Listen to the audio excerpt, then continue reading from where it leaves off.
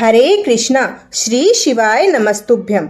श्रावण या सावन मास के शुक्ल पक्ष की तृतीया तिथि को हरियाली तीज का व्रत रखा जाता है। इस दिन विशेष रूप से माता पार्वती और भगवान शिव के पूजन का महत्व है।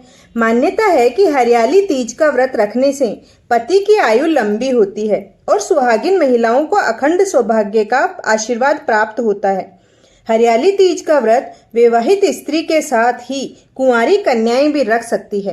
कुंवारी कन्या यदि श्रद्धा पूर्वक यह व्रत रखती है और शिव पार्वती की पूजा करती है तो इससे उन्हें मन चाहे और सुयोग्य वर की प्राप्ति होती है। आपको बता दें कि इस साल हरियाली तीज का पर्व रविवार 27 जुलाई 2025 को है। आप हरियाली तीज की पूजा मंदिर जाकर कर सकती हैं, किसी पुरोहित के निर्देशन पर भी कर सकती हैं या स्वयं घर पर भी कर सकती हैं। अगर किसी कारण आप मंदिर जाने में असमर्थ हैं तो यहाँ जान लीजिए कि हरियाली तीज की पूजा घर में हम किस विधि से करें। तो आइए जानते हैं घर पर ही हरियाली तीज की पूजा करने की विधि विधान। हरियाली तीज के दिन महिलाएं सुबह स्नान करें और पूजा घर की अच्छे से सफाई करें।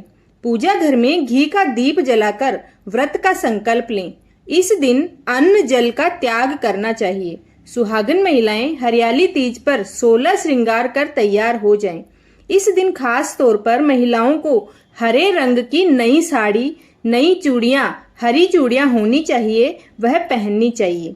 पूजा स्थल को साफ करें और गोबर का लेपन करें। इसके बाद गंगा जल छिड़क कर शुद्ध करें। इसके बाद पूजा के लिए माता की चौकी सजाएं। हरियाली तीज की पूजा के लिए शुद्ध मिट्टी या बालू से शिव पार्वती की प्रतिमा बनाई जाती है।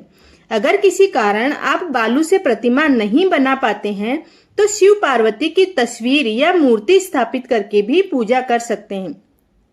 पूजा विधि शुरू करने से पहले शिव पार्वती का हाथ जोड़कर आह्वान करें। गंगा जल और पंचामृत से शिवजी का अभिषेक करें।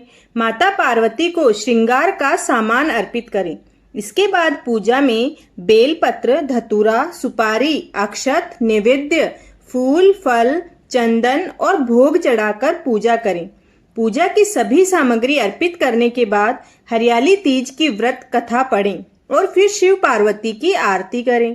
पूजा हो जाने के बाद अगले दिन मिट्टी या बालू से बनी उस प्रतिमा को और पूजन सामग्री को प्रेम के साथ नदी में प्रवाहित कर दें और मन में भगवान शिव और माता पार्वती का आह्वान करते रहें और उनसे अपनी मनोकामना अवश्य कहें और कहें कि हे प्रभु, हे मातेश्वरी, हमें अखंड सौभाग्य अवश्य प्रदान करें और हमारे आने वाली जिंदगी में कभी दुखों का हमें सामना नहीं करना पड़े।